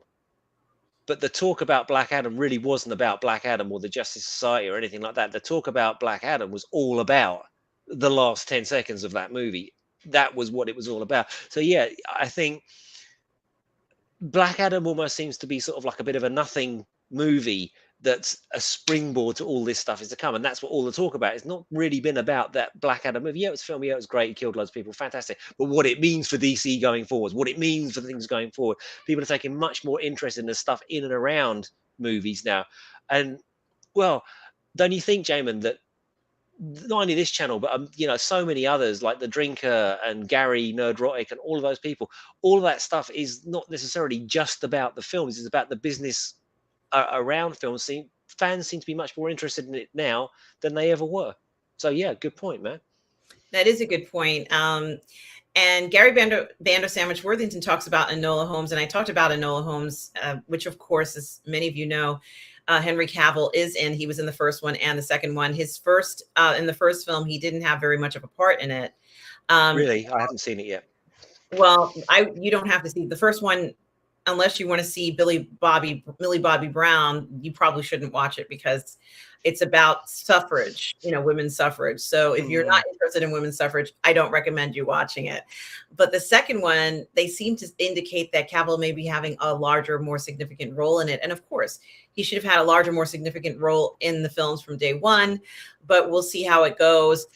I'm not that confident that he's going to have a huge role in it, but I'm still going to watch it because he talked about he has a role in it. I did see the first one and it was okay. Helena Bonham Carter plays her mother in the story, and I liked that as well. And I thought Millie Bobby Brown held her own, but certainly it would have been nicer to see more of Henry Cavill and more of Helena Bonham Carter. So thank you, Gary Bando Sandwich, for that. And Mary Sullivan says Niecy Nash. Yes. Niecy Nash was an educator in the cop show, and then it was her lifelong dream to become an FBI agent. That's how she says it. I spent my whole life educating people, and now, as I retire, my lifelong dream to be an FBI agent. And I thought, okay, this is definitely different. And she's known for Reno 911. She's a comedian. She's definitely a different kind of star. But honestly, I think she could pull off anything, but I think she might even deserve better than this. Lorraine, how are you this morning? She is. Hello, Lorraine. So good to see you this morning. I hope you are well. I hope your day is going great. Guys, Today is Lorena Creole's birthday, so happy birthday to you, Well, Lorena. many happy returns to you. Certainly wishing you many happy returns. Lorena, I will be seeing you later tonight. Lorena is going to be having a birthday bash at 8 p.m. on her channel, normally at the normal time when she has Welcome to Florida. This is Lorena's birthday. So everybody, please do wish Lorena a happy birthday, and also like and subscribe her channel. She has wonderful content, guys. Lorena has been going to the parks forever. She's pretty much an expert in the parks. So if you want to know what's going on in the amusement parks in this country, check out her channel as well. I certainly do stream with Lorena a lot. And of course, on Monday nights, we will be on Ladies of the PGS together at 6 p.m. Eastern on the Post Geek Singularity. So everybody, certainly do check out Lorena Creole. And we also have Mark Goes Blind Gaming. Hi, Mark. How are you? He says, have no fear. Blind Mark is here. Ha ha. Hello, everybody. I'm looking forward to the discussion. Well, hello to you, Mark Goes Blind Gaming. Thank you for joining us. Mikey Lito says, I like the Enola Holmes movies, although the first one was better than the second. Really, Mikey Lito? I haven't seen the second one yet. He's saying the first one was better. Oh, no. Mikey Lito, since you've seen it, exactly how much is Cavill in the second film? I'm just curious, Mikey. Why don't you just go ahead and put that in the comments for me. Do it for me, Mikey Lito. And goodness gracious. The Outcast Creative mentions that he has the whole graphic novel series of The Walking Dead, which has ended now. And Lorena is saying, thank you, everybody, for the birthday wishes. And here is Lorena Creole's link for her channel. Certainly everybody wishing Lorena a happy birthday. And also we have Darkwing Duck. Hello, Darkwing Duck. Hello to you. Also giving Lorena some birthday wishes here. Jerry Mendoza says, I thought James Gunn was running DC. He is with Safran, with Peter Safran. So James Gunn is the sort of creative ponytail guy that's going to be with the artist, and Safran's the money dude that's going to be brokering the deals, which is why it's massive that he was with Nolan and the big boss Zaslav and Spielberg all at the same table. That's why. I'll say thank you, Tom. Yes, there you go. Now I have to thank you, Gary Bando Sandwich Worthington, who knows that I love anything with about special forces, the military. Lorena and I both are watching Terminal List now. We watched Reacher. We continue to watch these stories. There have been so many very interesting stories that have to do with veterans in the military and special forces, people who are in service either in the U.S., either in the United Kingdom, internationally, guys. We just want to say, with Veterans Day coming up, we certainly do support our veterans out there. And it's very important. Darth Plato mentioned yesterday, and I mentioned to you earlier in this week, Russ, about how impressed I was with Netflix's remake of God, I'm forgetting the name of it. All Quiet on the Western Front. All Quiet on the Western Front. Russ, this was the most incredible version. I'm not saying there weren't other ones that were great, but this is the one that really just took my breath away. Russ, I saw things in this film that I haven't seen before. I did not know that they used flamethrowers on the soldiers during World War I. I had no idea that happened. I didn't know that happened, and they show it in the film. Of course, there are pictures of it. You can go online and you can look up, World War I flamethrower, and it will show you people with flamethrowers actually doing that to people. But seeing it in this dramatization, Russ, and hearing these men suffering from it, it was absolutely traumatic. Seeing the young men, they were just, of course, a lot of it is just not being prepared and being incredibly naive going into this horrible action. But it was absolutely heartbreaking, Russ. I thought this was one of the most incredible renditions I've seen of the film. It's filmed in German and it's dubbed in English. I think there might be other languages it's dubbed in. It's on Netflix. Russ, I felt like this film could be an Oscar contender. And when you get a chance, absolutely do check it out. Darth Plato, I know, has seen it. He was talking about it yesterday. In the PGS call, but honestly, Russ and Gary Bando Sandwich Worthington, who brings up SAS Rogue Heroes is made by the team that brought us Peaky Blinders. It's an awesome series out now. Russ, did you mention this series before? Yeah, I did. Yeah, I mentioned it last week. I'm looking forward to seeing it. But of course, now there's a glut of new things coming out. So you reminded me when you're speaking about All Quiet on the Western Front, which I haven't seen, which I must watch. I must watch SAS Rogue Heroes.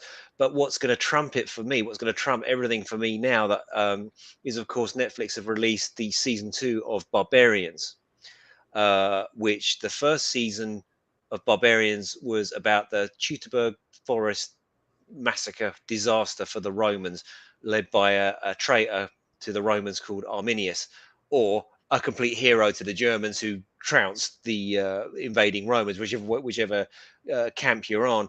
And the great thing about this show was it was done in ancient German and Latin, which I just loved. And the whole thing was subtitled. So I'm so excited to watch the second season. The first one was brilliant. I'm sure the second one's going to be brilliant. And let me be the first to say, Dylan, you son of a bitch, hello. Hi, Dylan C. Says, hey, hi, Dylan. Thank you for joining us today. Certainly great to see you. Yeah, I've heard, and I think it might have been Mikey Lito or Tom Jr. Jackson who just reviewed Barbarians and talked about how great it was. I have to check that out as well, and I can't wait to see it, Russ. As per everybody's recommendations.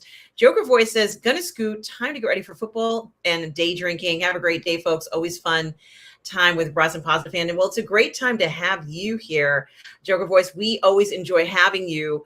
Certainly do. We look forward to seeing you again next week. Jermaine G says, Positive Fandom. Oh, sorry. I didn't mean you guys only. I meant for everyone who's on YouTube. Nope. I don't even remember what the comment was. I think that was about, like, that people are more interested in earnings calls and stuff like that than they are about the actual movies, which I thought was quite an astute observation because it's spot on. Absolutely spot on. Absolutely. And guys, you continuing to give Lorena birthday wishes, which is so wonderful to see. You guys are the best. Certainly do appreciate that. And of course, the Outcast Creative is also asking about SAS Rogue Heroes. I can't wait to see this. Now, what is this, Russ? Oh God, it's a classic movie from Great Britain in the 1980s. We had a hostage crisis here I think in 1979, where Iranian terrorists took over the embassy, and it was a huge deal. And the SAS staged a raid, and no one knew who the SAS were before this. And it was all on television, and these guys kind of looked like ninjas, black clad guys in submachine guns and gas masks, and bursting through the window. And that was our first. The British public just didn't know who the SAS were. They were a secret service, and of course, boom, jumped on the bandwagon. Hollywood jumped on the bandwagon. We made this movie called Who Dares Win, starring a guy called Lewis Collins, who was famous for a TV show, which is quite a hard-edged TV show here, called The Professionals, and they were sort of like specialist cops. And he was renowned as a bit of a hard man and a bit of a heartthrob. And he plays Peter Skellen, a SAS captain, and terrorists capture a bunch of Americans, and they're going to do this and they're going to do that. It's just 80s kitsch, brilliant fun, and really, really worth watching. And I think you can probably watch it on YouTube for nothing, should you be so interested. I am interested. Jerry Mendoza says, well, they used it in Captain America, the First Avenger. I'm assuming he means flamethrowers. I could be wrong. Looks like we got something here. Just 1 second. I'm so slow with this. Yes. Thank you so much. Once again, Jamin D, so generous to the channel. And I'm so grateful for your $14.46 donation to the channel. Let me just put this in here so I can focus on it. I hope this works. And thank you so much. I just want to be able to highlight it here. Thank you so much for your support, Jamin D, for $14.46. A bit of support on behalf of everyone that loves you. Party on. Thank you so much, Jamin D. I can't tell you how much that makes a difference for the channel. Nice one, Jamin. It is so helpful just in getting things completed and me being able to maintain equipment and different things. And thank you so much. It's so appreciated. I have to tell you, I so appreciate it. And, you know, this is the kindness and the generosity from this community that I get from all of you and all the support. I have to say, I'm really, really grateful to be part of this. And I'm enjoying every minute of it. You all have made being in this community such a great experience. And for the other creators that come in and talk about what they've done, that also really makes me very happy to see all the creators coming together and supporting one another.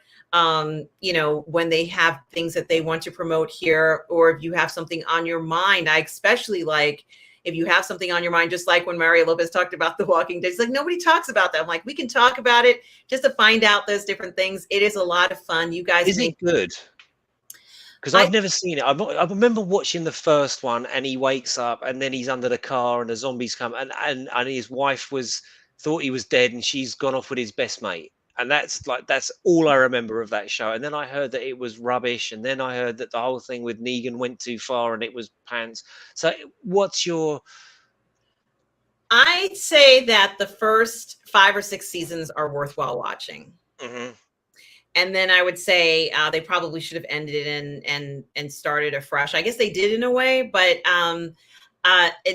things kind of changed once Andrew Lincoln left the show, and he was there for 10 years. Like, it was a long time, or maybe 8 years or something like that. So I think that they could have stepped away from the show. I mean, when I say step away, they could have left that line of story for a few years and then come back to conclude it. I think it would have been, you could have stepped away from it long enough and then, you know, come back. And I don't mean like a time gap. I mean, literally not do the show for a certain number of years, not a time jump. And then I think it would have worked out perfectly fine. You know, it's a lot of filler content in it that unless you enjoy seeing zombies every week, you're not going to enjoy it. So I think that the show for the first 5 or 6 seasons was just stellar. I really enjoyed it. And there's absolutely nothing wrong with that. I think the part of the problem is that they started to deviate too far away from the comics. It's just my opinion. It was not as brutal as it could have been, but that's okay. It's all right. You know, it is what it is. I mean, I think we got a lot of good content out of it, and not all of it was going to be perfect. But I've watched every single episode, and if they keep making episodes for the next 20 years, I will still watch. You're still, yeah. I'm watching. Sam and I are watching Vikings at the moment. And sorry. You, Jamin D. That makes all the difference here. Thank you so much for that. We so appreciate your generosity. We do. And Mike Alito says, I'm going to start watching Peaky Blinders after the comparison between it and Andor. Also, I like Cillian Murphy. I love Cillian Murphy. Anna Taylor-Joy, I think, was also on a few early seasons of Peaky Blinders, right, Russ? I don't know. I've not seen it. My daughter loves it, but I've not seen it. Lorena Creole says the Netflix remake of All Quiet on the Western Front was such a good representation of the novel. Yes. And thank you for making that comment. Darth Plato. Could it be, Lorena, that they stuck to the source material and kind of tried to emulate that, and that made it good? I think it was. Back in amazement. There were things in there that I haven't necessarily seen in a lot of remakes or adaptations. And of course, Darth Plato talks about the first to use flamethrowers. And in answer to his earlier question, yes, I was talking about the Teutoburg Forest.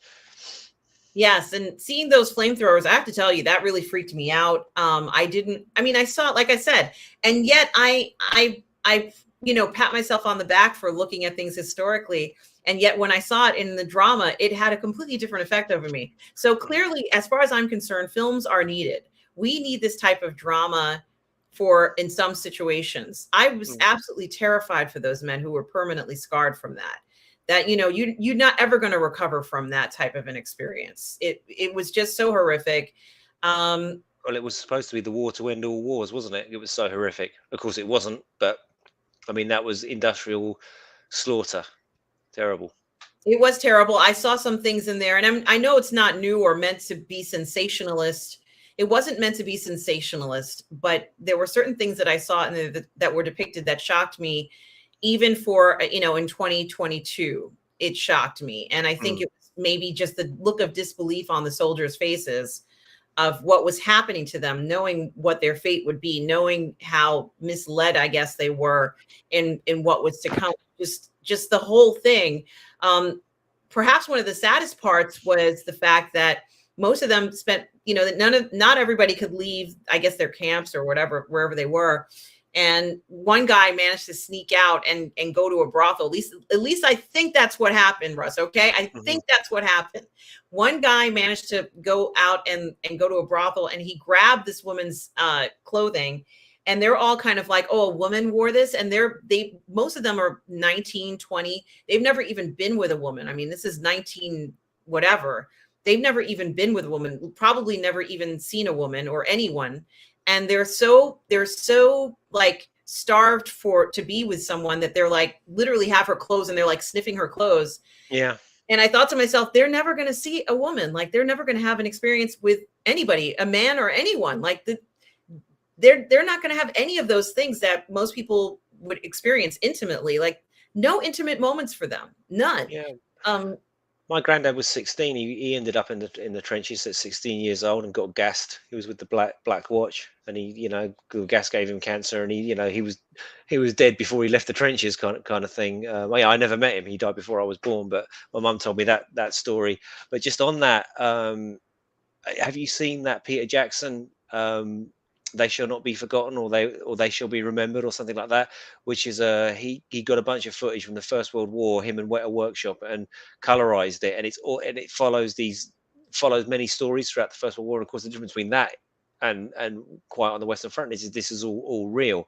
And I remember I was reminded of it because the Critical Drinker was talking about it the other day, and he was saying, like you've got all these guys sitting there with their tin hats and their cups of tea and, giving it all that in one shot. And then in the next shot, you've got them just blown to pieces all over the battlefield. It was, war is hell. And I'm glad I've never had to sort of go through it myself, to be honest with you. well, this you make a really good point with the Peter Jackson deciding to colorize it, because a lot of the photographs that I've seen, obviously they're going to be in black and white. And as I Mm. told you, the flamethrower photograph that I saw, that I looked up, was in black and white. So it's a flame. And of course, these flamethrowers, almost like 50 feet as far as the distance for some of them. Maybe it's a more industrial size flamethrower, but the flame gets shot very, very far. Mm. And you're almost in disbelief looking at the photograph, because the photograph, you kind of just see it's in black and white and it's across the entire picture, and there are people there and they look much smaller than the flames, but it's hard to kind of put it into context. And so I think colorizing it was something that needed to be done, like you said. And I'm going to check that out, Russ, since you mentioned that. Yeah, uh, it's called, sorry, it's Stubble and Outcast. Correct me. It's called they shall never grow old, or they shall not grow old. hmm And Vicman de Santiago says, I watched Tales of the Jedi yesterday. I think it was good, fun, well written. Not a fan of the animation style, though, but a very cool show. Thank you for sharing that with us, Vicman de Santiago. A lot of people have On been. my watch list, Vickman, another one, as Stubble pointed out, first world problems. There you go. There you go. I don't have enough time to watch what I want to watch. I'm sorry, Stubble. I'm sorry. But it's true. It's true.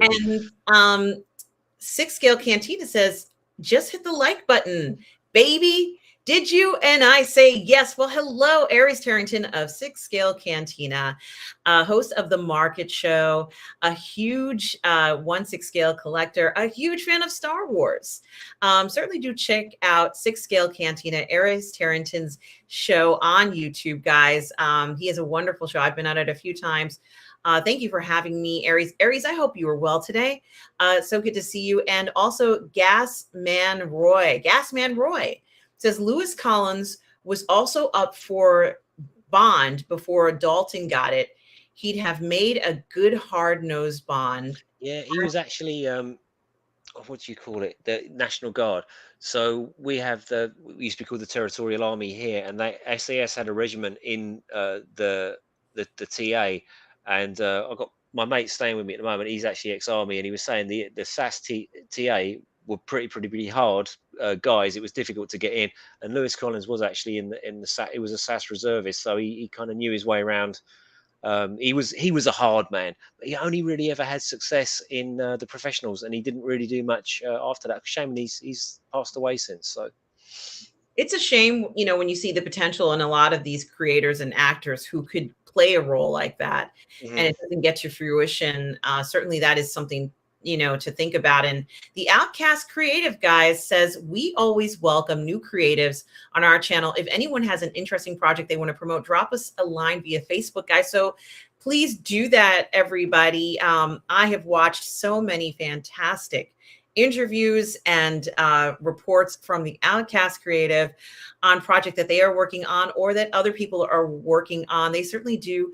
Our creators who support the arts, do check out the Outcast Creatives, everybody. And Mario Lopez concurs with me. Walking Dead was good in the first 5 seasons, as said. Yes. Um, and Jerry Mendoza says then Negan showed up. Yeah, I was saying when you were talking about that earlier on, me and Sam watching Vikings at the moment, and we kind of wish it would finish because it's just as it gets older and older and older, Vikings is just getting so shit. It's just the memes in that show, like it's become hilarious. But yeah, anyway. And hello, And hello, Retro Nerd. Retro Nerd Girl, who says, I'm late today. Hello, Russ, and Tom Jr. Jackson. You're never late, Retro Nerd Girl. We were just killing time till you got here. Don't worry about it. It's all cool. And Gary Bando Sandwich Worthington says, The Walking Dead outlasted Westworld. Yeah, that's true. That's true. And Game of Thrones.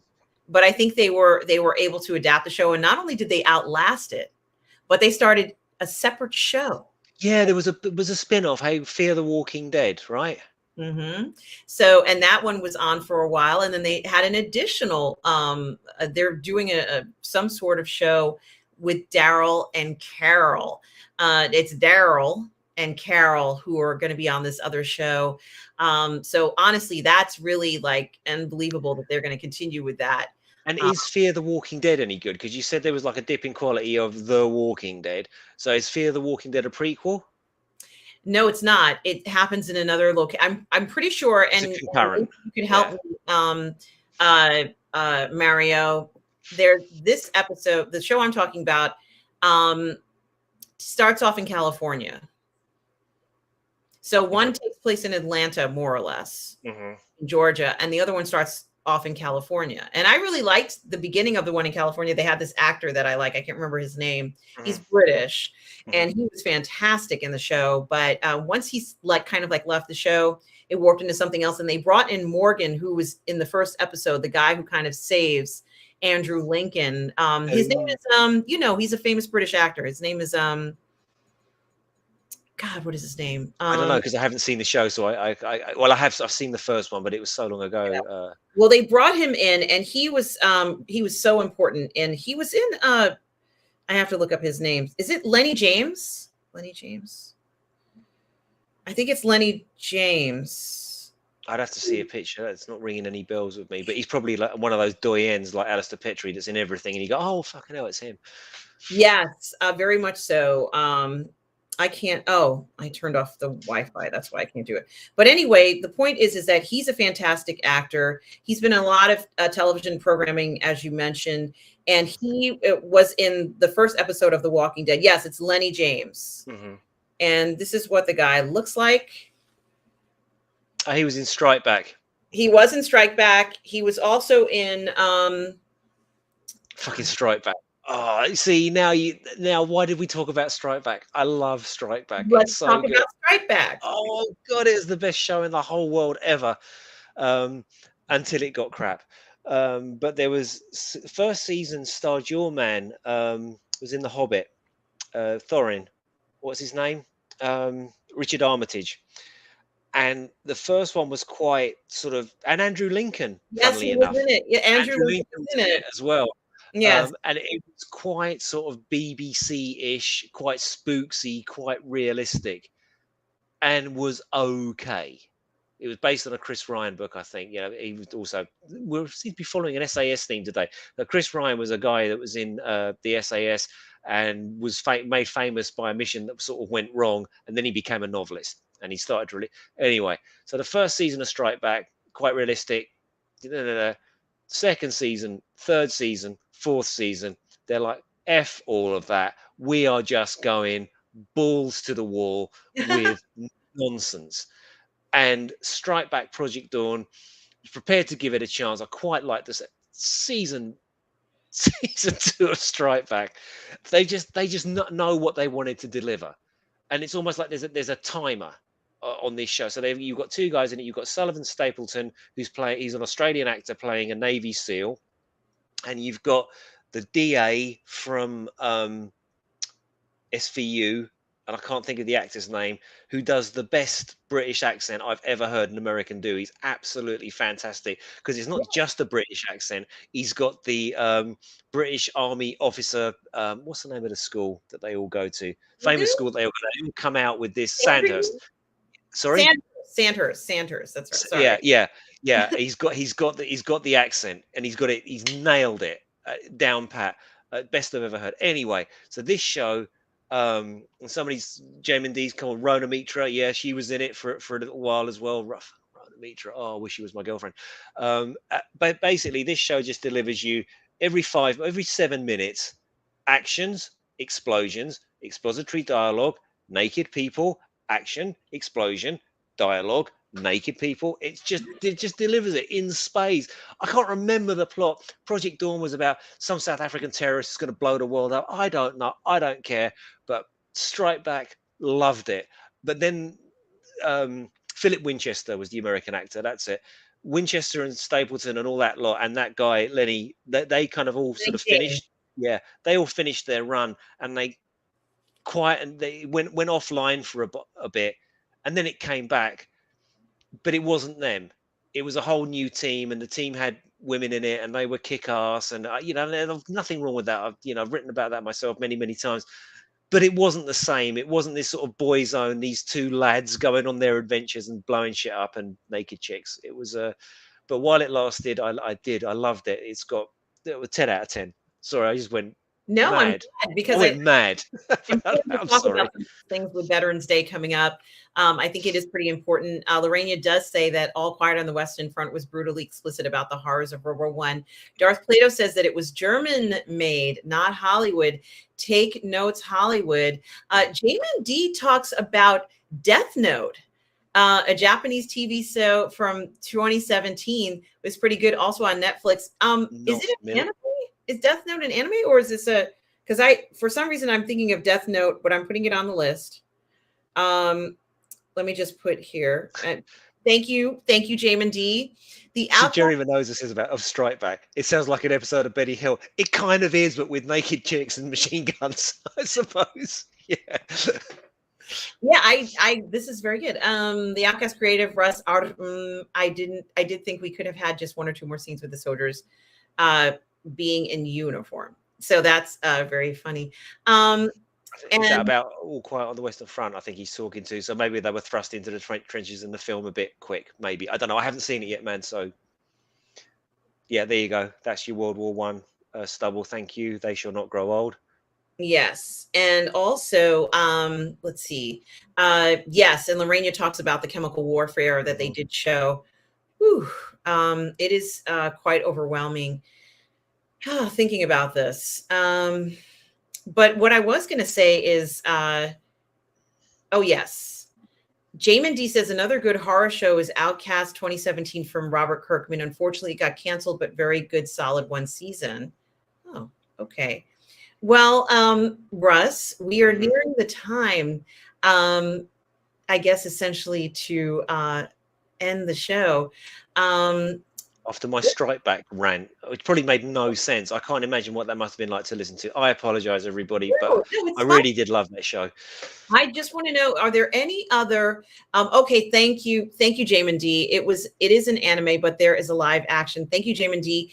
I'm going to check it out, Jamin D. I've been watching anime with Lorena on our anime Friday nights. So certainly I'm sure she may suggest Death Note as an option. But thank you for the suggestion. And the other thing I was going to say, Russ, are there any other films that come to mind when you're thinking about this upcoming Veterans Day? At least for us, it's on the 11th. It's for us as well. Okay. So is there anything that's coming to mind that you think is important or, is a must-see as we're coming up on Veterans Day? Oh, you've caught me a little bit on the spot there. I would go back to They Shall Not Grow Old. That was a really affecting. It was a really affecting film. I think it depends on what you're looking for. I mean, I think if you want poignant stuff, there's so many great documentaries out there. But you know, I think Private Ryan is a really good one. Saving Private Ryan to watch. Um, but yeah, I think if I'm going to go with one for Remembrance Day, as we call it, watch it, Bickman. It's brilliant. Start on season 2. You don't need season 1. Start on season 2. Um, yeah, I think if you want to be poignant and be reminded, I think They Shall Not Grow Old is definitely so. It's a sobering watch, as I imagine All Quiet on the Western Front is as well. Yeah, Dunkirk. There you go. Nice one, Sandy. That's also a good one. And the Outcast Creative is asking, have I seen A Bridge Too Far? I don't believe so. It's awesome. It's a 70s film. Do you remember in the 70s they used to make these movies where they got every single big star you could possibly think of, and they were normally in disaster movies. This is a war movie. It's about an Allied operation that they were trying to finish the war quickly, and the idea was they were going to send in an airborne force, paratroopers, to seize these bridges in Holland, and they went a bridge too far, and it was a disaster. It was an operation called Operation Market Garden, but it's got everybody in it. Sean Connery's in it, Laurence Olivier's in it, Ursula Andress is in it, Gene Oh, Hackman's in it, Robert Redford's in it. I'm gonna have to report on Turner Classics because they tend to show older films like this. I'll see if I can. I'm gonna look on Turner Classic Movies schedule because they show those types of films. And my mother will say, "Oh yeah, I've seen that film. You want to It's a watch?" brilliant film. It's a brilliant. Who else is in there? James Caan, Telly Savalas in it, I think. Michael Caine's in it. Yeah. Everyone's in it. It's brilliant. It's Edward Fox. It's great. And Jerry Menozes says, I served in the Army in 89, 90. Well, thank you for your Thank service, you for Jerry your Menozes. service. I want to take this moment to thank everybody for their service. And hello, Mark Spector's avatar, who talks about Groundhog Day as a choice. Bridge Over the River Kwai. I have seen that film, Darth Plato. And World at War from BBC is a must. And I think that's a documentary, right? It is. It's an epically long documentary, and I think you can get it on YouTube now. I mean, I think it was Mario. I think that was the 70s. If not, it certainly was the early 80s. But I remember it. You know, I remember the music. I can hear the music in my head now. And the Outcast Creative says, our good friend Alan Tompkins was the art director on it. His last interview is on our channel. Guys, you've got to go ahead and check out the Outcast Creative channel, certainly. And let's see. It says, it's on YouTube. Well, thank you. Anthony Hopkins, thank you for... He is the best scene in that movie. It's no spoilers, but this is classic. This actually happened. Of course, the British are completely outgunned because they're paratroopers. They've got machine guns and rifles, and that's about it. And the Germans have got tanks and everything like that. And they call a truce. The Germans call a truce, and the German guy comes across when there's millions of tanks and Germans behind him and all the rest of it. And he goes, "Yeah, we've come to talk to you about your surrender." And Hopkins is like, "Oh, I'm very sorry, we can't accept your surrender. You see, we can't take you all prisoner." And the German guy standing there, he doesn't get it, and he just, it's brilliant. Please watch it. I love it. Jamin D says, come on now. The Eagle has landed. Anyone? I know it's a bit sympathetic to Germans, but Michael Caine now, he is the best. He is. Where Eagles there.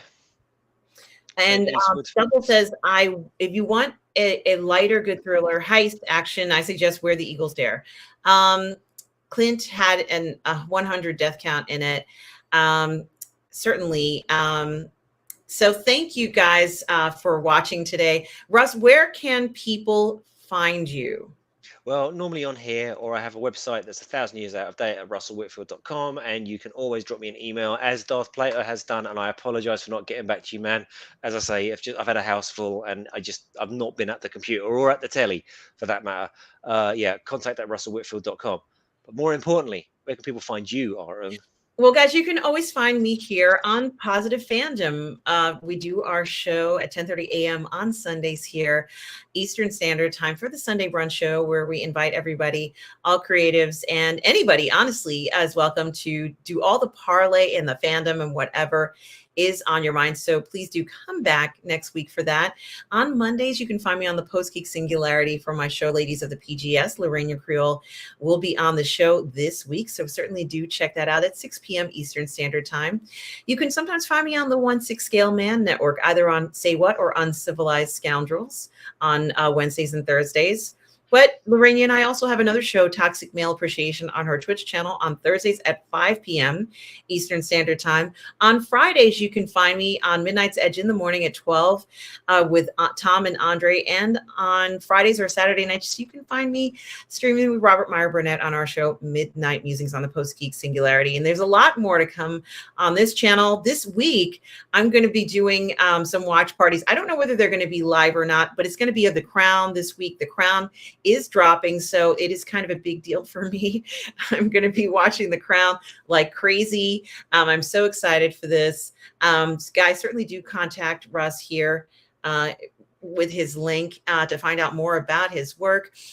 You can always find me here, guys, on the PGS, on this channel. Do reach out. It's great to see all of you.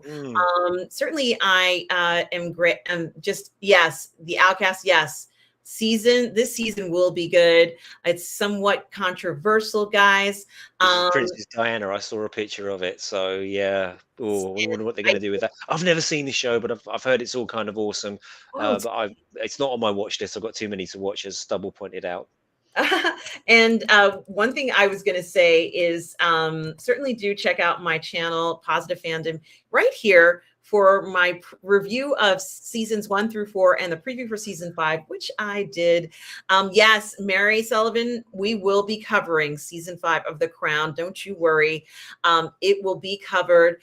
Thank you all for tuning in today. I certainly do appreciate you all here. Certainly do come back.